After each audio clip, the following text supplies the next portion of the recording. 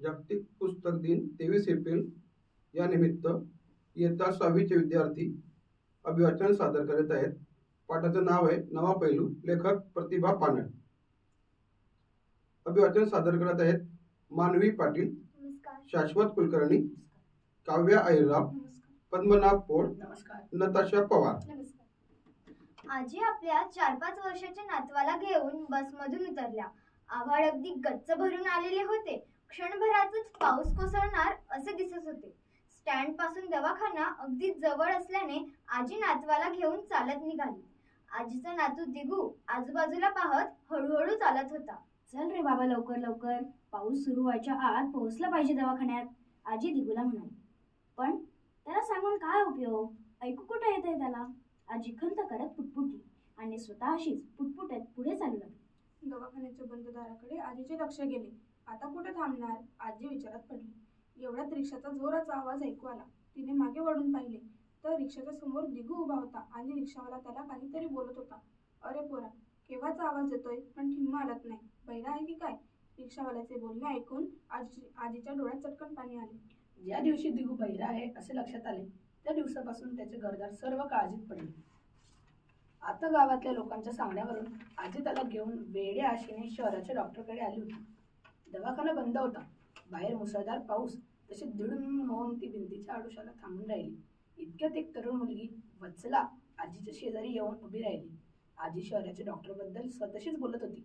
ते सारे वत्सलेने ऐकले होते. रिक्षावाल्याने दिगूला हटकले होते, तेही तिने पाहिले होते. काहीतरी मनाशी ठरवून ती आजींना म्हणाली, कोणत्या गावाला जायचं आजी, पाऊस तर फार पडतोय. कोण ग बाई तू? माझं नाव वत्सल आहे, शिक्षिका आहे मी, वत्सला म्हणाली. असं होय, मला वाटलं तू एखादी डॉक्टरच आहेस. ज्याच्यासाठी मी शहराला आले होते तो दवाखाना बंद आहे. काय करावं कळेन असं झालंय बघ, आजी बोलली. एवढ्या पावसात कुठे जाता, या वादळात झाडं बिडं रस्त्यात पडतात. आजी, त्यापेक्षा माझ्या घरी चला. नको, घरी या पोराची आई वाट पाहू द्या. आजची रात्र माझ्याकडे राहा. उद्या मी तुम्हाला जे काय दाखवीन ते पाहून हसत घरी जाल. वत्सलेने आजीला मोहत पडली. आजी थोडीशी विचारात पडली आणि मनाशी काहीतरी ठरवून म्हणाली, असं होय, हसणं मिळणार असेल तर तुझ्या घरी येते मी. गेली 5 वर्ष झाली, हसणं विसरलो आम्ही.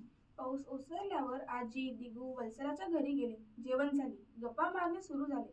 वत्सला ही मूकबधीर मुलांच्या शाळेतील शिक्षिका होती. अत्यंत आनंदी, हसरा स्वभावाची. तिने विचार केला की बोलकी मुलं शिकतात, हसतात, खेळतात, आनंद जीवन जगतात. त्यांना कोण हे शिकवेल? पण ज्यांच्या वाटेला बहिरेपणाचे, मुकेपणाचे दुःख आले आहे त्यांना कोण शिकवणार, कोण सुकावणार, त्या मुककड्या कोण उमलवणार? त्यांच्यातील स्वत्व जागवून त्यांच्या चेहऱ्यावर अभिमानाचे, विश्वासाचे हास्य फुलवायचे हा पक्का निर्धार करूनच ती मूकबधीर मुलांच्या शाळेत शिक्षिकेचे काम करत होती. आजीशी गप्पा मारत तिने त्यांची सर्व माहिती काढून घेतली.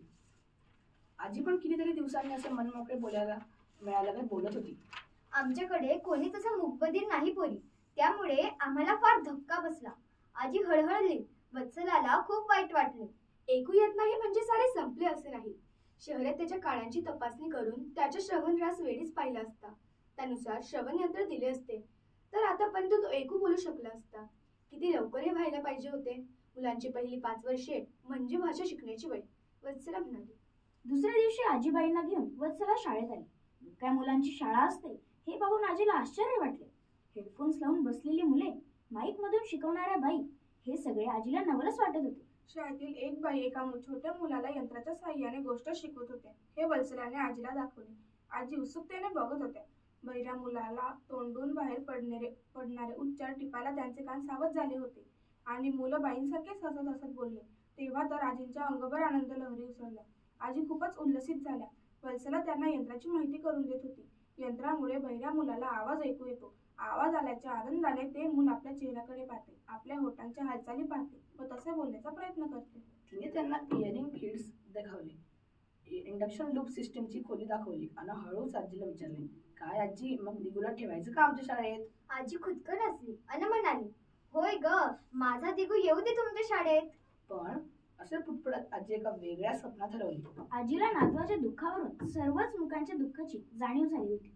तिच्या मनात विचार आला, आपल्याही खेड्यात अशी मुकबधीर शाळा काढली तर. मनाशी काहीतरी ठरवून आजी म्हणाली, पोरी, माझ्या गावी अशी शाळा काढून देशील? आजी, शाळा काढायची म्हणजे जागा पाहिजे, पैसा पाहिजे, यंत्रे किती महाग. वत्सला म्हणाली. वत्सलाबाई, आम्ही खेड्यातले लोक शिक्षणानं अडाणी राहिलो, पण कष्टानं आम्ही शेती खूप जमवली.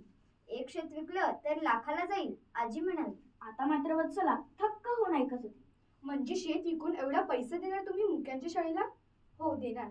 अगं बाई, माझ्या गावची मुलं शाळेत जातील, शिकतील, त्यांना वळण लागेल, स्वतःच्या पायावर उभी राहतील. आजी या मूकबधिरांसाठी काही करण्याचे ठरवले आणि तिने तसे बोलून दाखवले.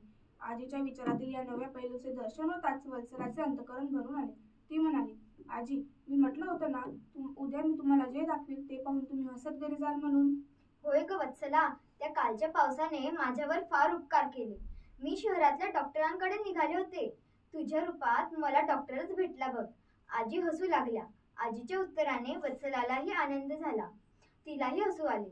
कालपासून आपल्या आईसारखी दिसणारी बाई हसते, आजी हसते, हे पाहून कसे का होईना दिगूच्या चेहऱ्यावर हसू उमटले. धन्यवाद. धन्यवाद.